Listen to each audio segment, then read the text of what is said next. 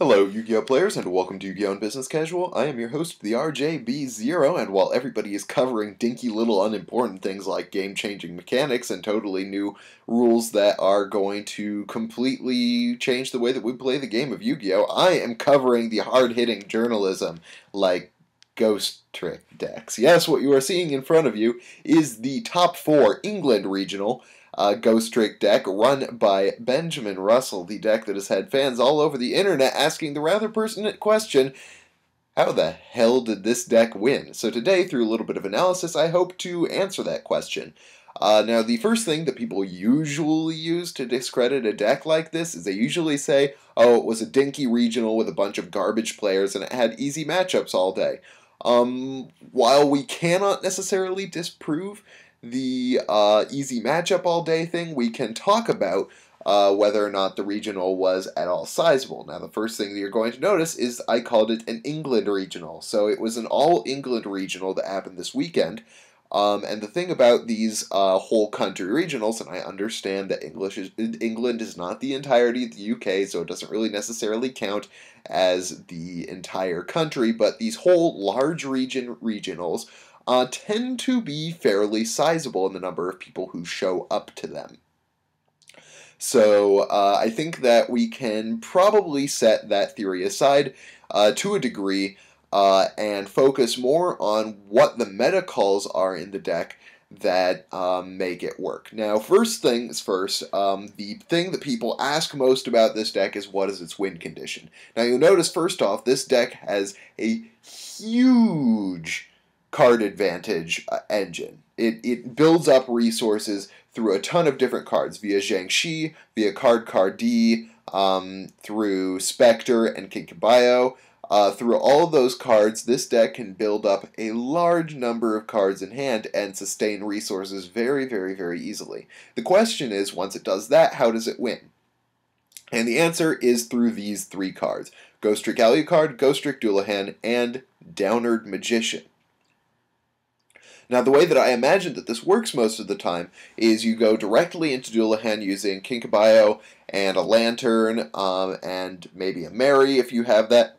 If you have another level 1 monster already on the field, you go into Dullahan, which then you directly overlay into Downward Magician, which is a 2700 beat stick at that point, and during the end phase you can detach, or after your Downward Magician battles, you can detach the Dullahan in order to, because Downward Magician requires you to do that. But the thing about both Alucard and Dullahan is that they don't actually have to be monsters on the field or even cards on the field in order to activate their effects. All they have to do is be sent to the graveyard. So if they are attached to something as Xyz material, when they are sent to the graveyard, you get their effects to recycle a Ghostrick monster.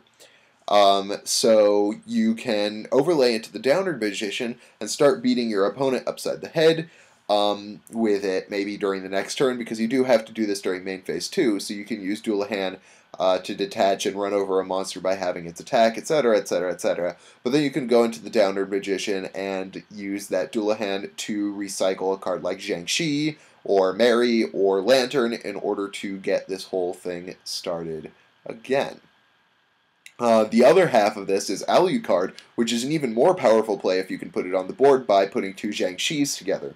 And the thing about Alucard is not only can it detach to destroy back row, which is a very good meta call against Fire Fist, what it can also do is, since it's got 1800 attack against Fire Fist, you can also just run over a bear.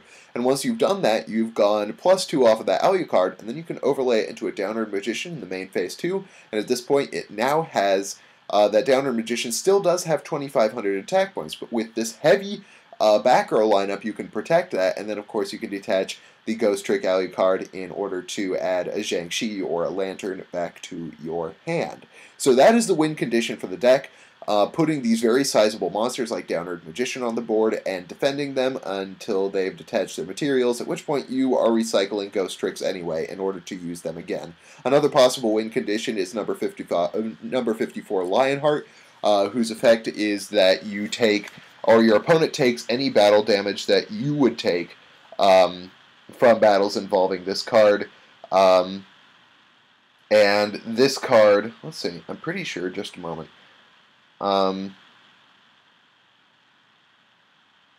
I have to read this. Yes. So you, during your opponent, if you are late in the game, you can just win the game by running this into a large monster your opponent controls, and then using its effect to make your opponent lose life points for it being destroyed rather than you losing life points, which can be huge. You can deal your opponent up to at least 2,300 if you're facing something like mermails. You can deal a lot of damage with this card late in the game, which can be basically game ending. So those are your basic win conditions. Now the next thing that people notice is the huge, the colossal trap card lineup. And that is a 19 card trap lineup, so this deck is almost half traps. And one of the things that's great about that is that allows you to defend your Xyz monsters, like Downerd Magician, like your Lionheart, like your Dullahan or your Alucard. You can defend your Xyz monsters, and you can also defend your Zhang Shi, which is huge because Zhang Shi is basically the engine of the deck. So I'm going to focus on two trap cards in particular. The first one is Black Horn of Heaven, which he is running 2 of. Now, like I said earlier with the Downerd Magician, as long as you can protect that card, you can put in a lot of damage and potentially win the game. Now, one of the few things, in fact, about a Mermail or a +1 Fire Fist deck that can take down a Downerd Magician defended by back row is an Xyz monster, because Downerd Magician is going to have upwards of like 2,600, 2,700, 2,500, that area of attack points. Your opponent is most likely going to have to Xyz summon a monster in order to get rid of it, and that's where Black Horn of Heaven comes in. Since the big plays that you have to worry about for this deck, especially once you have that Downerd Magician on the board, are things like Abyss Gaius, Dracosac, and Tiger King, then you can take out those cards pretty easily. The other function of Black Horn of Heaven is minimizing the number of monsters your opponent has on the board.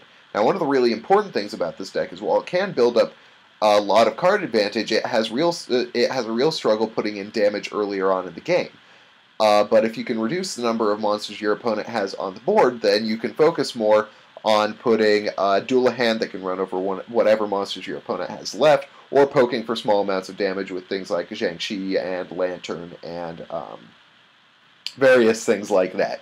So the nice thing about Black Horn of Heaven is a lot of people who make big Xyz plays, when they do, they use up their normal summon in order to do that. And the thing about them using up their normal summon is if they use up their normal summon, chances are it's less likely that they are going to have a monster on the field come your turn, because that's the way that people usually start off their combos, is with a normal summon. So if they've used that up, gone into the Xyz play, you've popped the Xyz play with Black Horn of Heaven, then they've used up a normal summon, and they're less likely to have a monster on the board come your turn, at which point you can put in some damage through Dullahan or Alucard or something like that. So a lot of these trap cards not necessarily are just to make defensive plays, they're also to reduce the number of monsters your opponent controls in order to put in the small amounts of damage that this deck is going to put in early game before, of course, they put the Downerd Magician on the board. You also have Ghostrick Go Around, which is fairly obvious what it does. It just stops the battle phase, essentially, because you can use it to flip face up your Zhang Shi, and then flip your opponent's monster face down, and then Zhang Shi adds Lantern to your hand, and you can set the Lantern instead of your opponent attacking. And that basically negates the battle phase. And then during your next turn, you can Kinkabio your way into a Dullahan and Downerd Magician play. So those are essentially the big ways that this deck won games.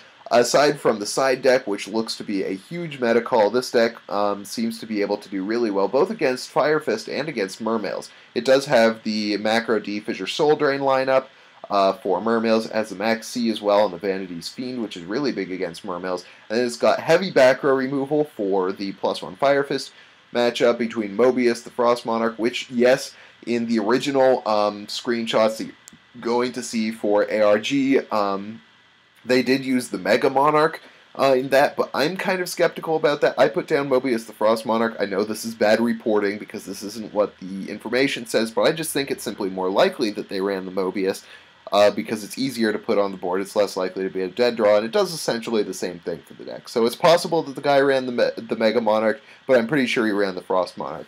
And then, of course, you have the Double Twister. Macrocosmos hurts them, and then especially that triple Mind Crush, that must have been devastating. You then have the double Needle Sealing, once again, for those big matchups that do a lot of special summoning. Your things like Mermails, what's its futs? Nuts, Girgia, those things are really hurt hard by needle stealing, and since a lot of the time you're going to have at least one face-down monster on the board, needle stealing is a really big card, and it could even be a win condition the same kind of way that it is in Chain Beat.